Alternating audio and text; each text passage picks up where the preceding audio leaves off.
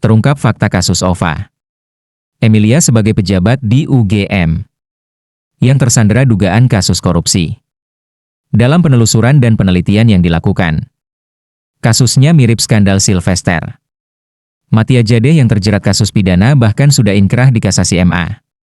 Tapi Sylvester, Matia Jadeh masih berkuasa bahkan menjadi termul. Aktif yang selalu terdepan membela ijazah palsu Jokowi sebagaimana terjadi pada OVA Emilia, yang mengungkap dugaan ijazah, skripsi palsu, dan transkrip sarjana muda Jokowi sampai bikin podcast. Lengkap riwayat hidup sosok termul ini. Ternyata ini latar belakangnya. Bu Rektor, langsung aja Bu. Ijazah Pak Joko Widodo itu asli apa palsu?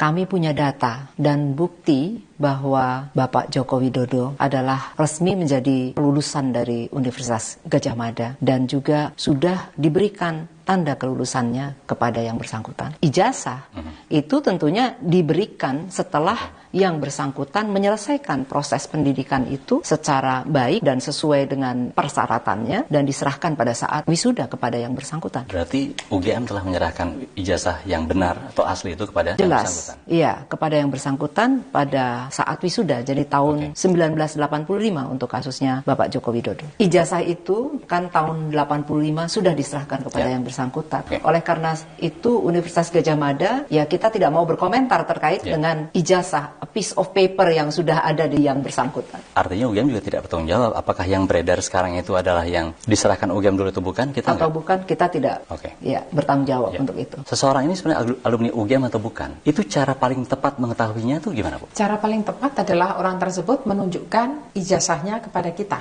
Jadi orang tersebut yang menunjukkan ijazah tersebut. Karena ijazahnya ada pada orang itu? Ada orang tersebut. UGM dalam hal ini tidak akan bisa untuk memberikan, dan kemudian kalau misalnya saya ingin tahu nih orang ini alumni atau bukan, kita terbentur pada peraturan.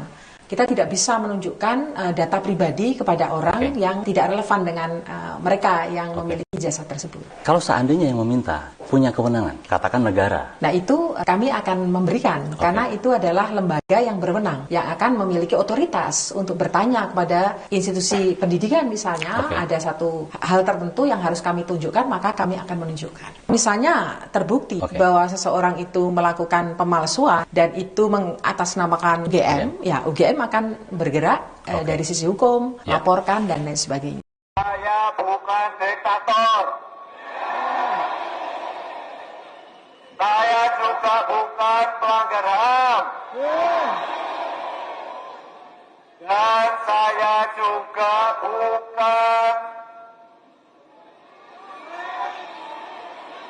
Saya tidak memiliki beban masa lalu.